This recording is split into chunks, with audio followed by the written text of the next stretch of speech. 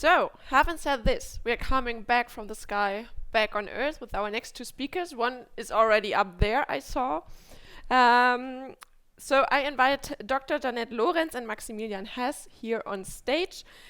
Jeanette Lorenz is head of department Quantum Enhanced AI at Fraunhofer, and she studied in Erlangen and Munich.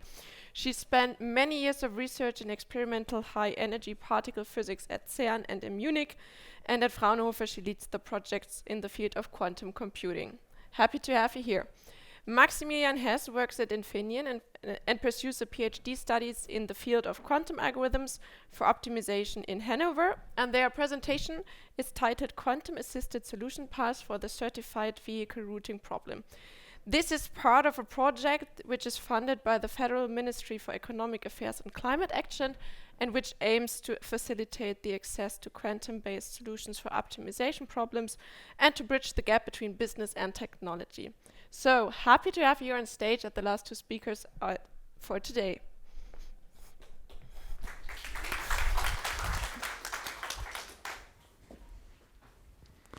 All right. Can you hear me? So, hi everybody. Thanks for sticking around until the last talk. I know it's been a long day.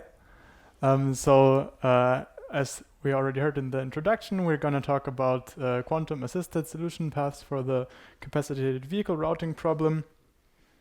And yeah, or more colloquially, you could say how not to solve the capacitated vehicle routing problem with a quantum computer. Okay, we have the introduction. So now, first I want to say a few words about the general motivation for us as Infineon to look into optimization and quantum computing for optimization. So as you probably have noticed at some point following the news, semiconductor supply chains are quite tricky, and Infineon's is of course no exception, and we have a huge global supply chain with many sites all over the world, but we orchestrate them as if it was one global factory basically. And as you can imagine, this leads to very large optimization problems. And here you can see a schematic drawing of some supply chain tasks and operations, and I circled some areas that give rise to optimization challenges. So there is job shop scheduling, for example. This is very short term, so in the next, let's say 24 hours, which wafer lot goes into which machine at which exact time. This has to be planned, of course.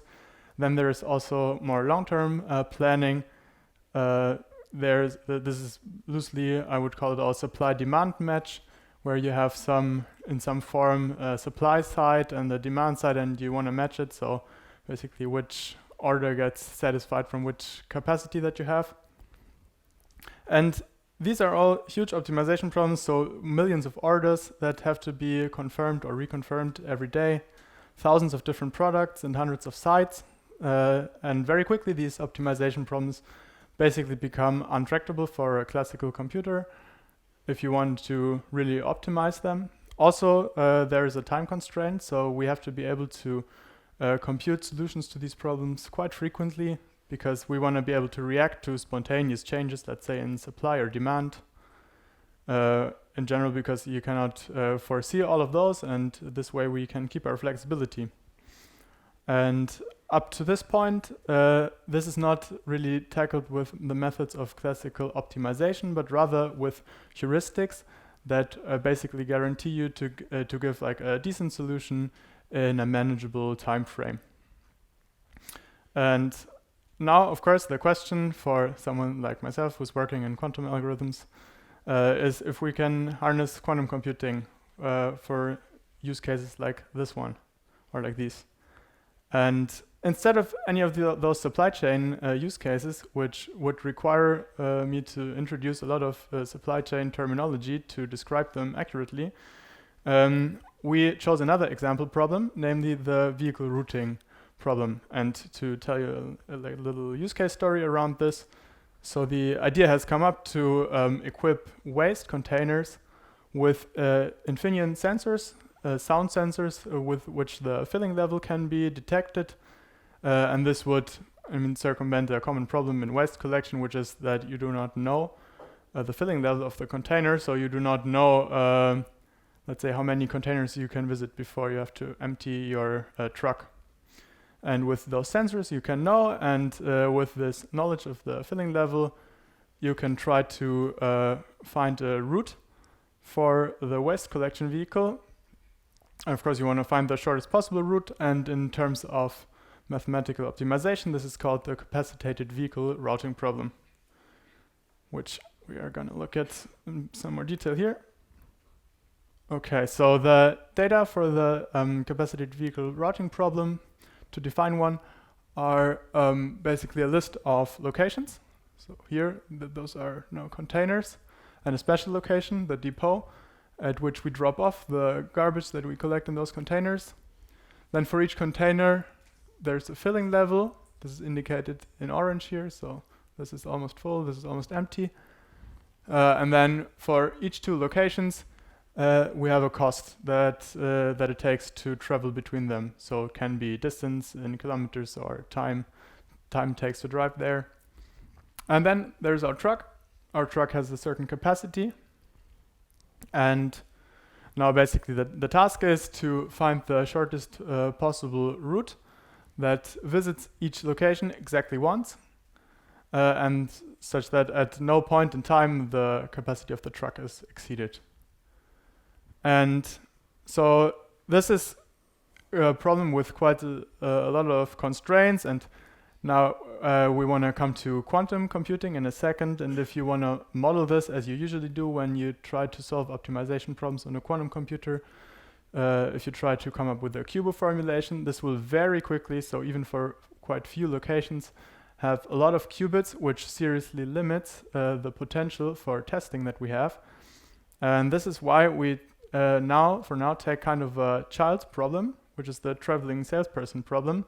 And this arises also in a popular heuristic, which can be applied to the capacitated vehicle routing, namely where you first cluster all of your locations. So they are already clustered in this image here. So there's the blue cluster, the green one, and the purple one, such that the total load in each cluster does not exceed the truck capacity. Yeah, and then we come to the traveling salesperson problem. So here we have only one cluster left. There's no more filling levels. We don't have to worry about this because it's already taken care of, that the total load does not exceed the capacity. And now the task is simply to visit each location exactly once, come back to the depot, and take the shortest possible route. And now we can set up a QUBO problem. Probably many of you have already done something similar. So you set up binary decision variables here. We have one variable per location and time step, and if xit is 1, then it means that we visit location I at time t. And now it's quite straightforward to formulate the QUBO, or if equivalently the problem Hamiltonian, that we can then later deploy into QAOA like this. So we have one summand here corresponding to the route length. This is the objective. We want to minimize it. And then we have the two constraints, namely that we visit each customer exactly once, and that we started. So it's some peculiarity because of how the decision variables are set, that basically this constraint becomes 2 here. But basically, the constraints are enforced through penalty terms, and for any legal route, these penalty terms here will be 0. And these simply prevent any illegal route from optimizing this expression here. But this is quite standard in formulating QUBOs. Okay, so now I pass the word to Jeanette, who will talk about the methods that we considered. Exactly. So now you have seen on how we encode the problem. You have seen the mathematical formulation of the problem. Now the question is, how do we get that on a quantum computer? And which algorithm should we choose? Also, probably all of you know that at the moment we are running variational quantum algorithm, hybrid quantum algorithm that use classical components and quantum components. The classical component is, in this particular case, we are speaking of optimization problem, an optimizer. The optimizer need to be chosen correctly depending on the quantum algorithm that we use. And then, of course, we also need to select the suited hardware, the suited quantum hardware, to really run that. And you see here in this plot a couple of the options that you have. And that's not even complete. And now the question is, what is in fact the really promising path through all of these different options? And to give you a little bit indication to our project that is behind here, the QUAS project, Quantum Enabling Software and Tools for Industrial Applications, you very quickly realize that this is now a really difficult task to navigate through this kind of landscape. And within that project, we are essentially developing the abstraction level so that the end user does not need to worry about all the decisions to make here. But just now, to keep you away from dinner, we go a little bit here into the technical details just to present you on how difficult it is. So we will now focus on the QAOA algorithm and the VQE algorithm that you see here in the middle part. Yeah? And for those, we have now different possibilities available. We have different optimizers, as I was saying, on the classical side to choose. We can then tune penalty factors. We can discuss the scaling and the mathematical problem. We can discuss what initial problem points we in fact give to the algorithm. And we can also discuss about the precise size of the algorithm and so on. We can then also discuss about subvariants of this algorithm. And we have done the effort to really try these different options and to understand what is working and what is not working. Of course, given the limited abilities of what we can do on hardware and on simulation at the moment, we need to work with toy problems. Toy problems means in this particular case that we work with a 4-node TSP problem or 5 or 6 nodes. And we just look at these 3 cases and not at more. So I was already hinting that the optimizer is in fact very crucial. And what you need to understand is that for this variational algorithm that we are talking about, you get a so-called loss landscape, that is essentially what you see here, after the execution of the quantum algorithm. And then a classical optimizer is tasked to work through these loss landscapes and to find the minimum. And you immediately see from looking at these kind of plots here that depending on which algorithm we have chosen here, so the QAOA or the Variational Quantum Eigensolver, the loss landscape presents itself very different. Yeah? So in the case of the QAOA, we have the situation that in principle we have less free parameters to optimize.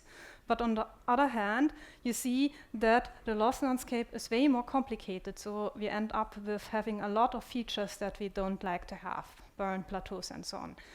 For the VQE, we end up with having way more parameters, but on the other side, the loss landscape presents itself way more simple. Of course, I should add here that the appearance of the loss landscape is heavily impacted by the ansatz that we choose, right? And also by the encoding that we choose. So just to reiterate the point, it is really crucial on how you are connecting the different steps in this kind of map that I showed you before. So now I could pause and ask you what algorithm you should choose, because the answer is here directly in the plots. Before I give you the answer, let's talk about metrics. So what are we in fact interested in? We are talking here about an application that was nicely introduced. So we need to look at some metrics that really tell us the performance for this particular application. And so we came to the conclusion that we are interested in, on the one hand, the feasibility ratio, which tells us the number of feasible shots versus the total number of the shots. So to give us an indication on how likely it is that we hit, in fact, the solution. And the TSP length ratio that tells us the ratio of the optimal TSP path length against the average TSP path length for the feasible shots. Just to remind you here, we are talking about a probabilistic technology. So not all the results that we get out are really sensible, and we in fact need to filter here a little bit, and that's exactly the crucial point why we are looking here at these kind of different metrics, because not everything that we get out here is really sensible. So we are essentially interested in maximizing what is sensible here. So these are the two metrics to look at, and now I give you the answer, looking at various different optimizers. And we start with the QAOA for a very small problem, for the 4-node TSP problem. You now see essentially these two metrics, and you see that you have a couple of things at the bottom, and you have a couple of things on the top, basically. And basically, this plot tells you that using this particular algorithm, we have really big troubles to find any solution at all. So if we now go to the VQE algorithm, then here for the different instances of the problem that we discussed, we find in fact that something really interesting is happening. First of all, the VQE is kind of working out of the box, but it has something like a threshold effect. So we see there something like a transition energy. And so the VQE does some minimization of the energy. So as soon as we jump over this energy threshold, we start to get good, sensible solutions. So this is very interesting. And that already brings me, in fact, to the conclusion.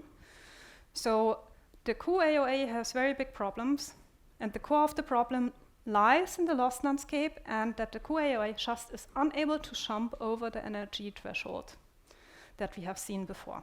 It just completely fails. And this is the standard algorithm that the lecture books are telling you about.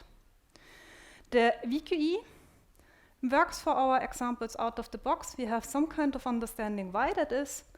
What we can't say is how will it scale in the future. It's a little bit more expensive. Of course, one should add that the problem that we choose is somewhat stupid for a quantum computer, because it is probably just not very well suited to be really solved with the techniques that we have at the moment available. But anyway, it is a very good problem to really study the capabilities of a quantum computers that we have. To close out, I should also mention we have our Quast demonstrator on an iPad with us, so if anybody is interested to click through the various options and to see on how one is failing, then just approach me, then we can try that. And I do believe we have a little bit time for one question at least.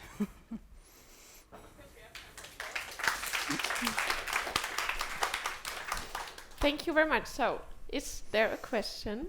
Then it would be the time right now. Yes, I forgot the microphone, I'm sorry.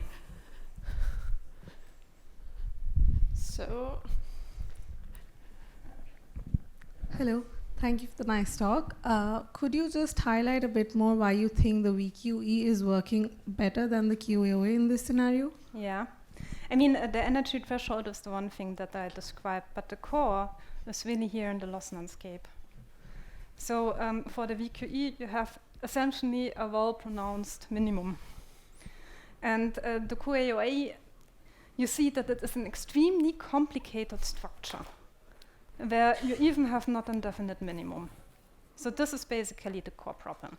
So basically, the optimizer really has troubles to say anything.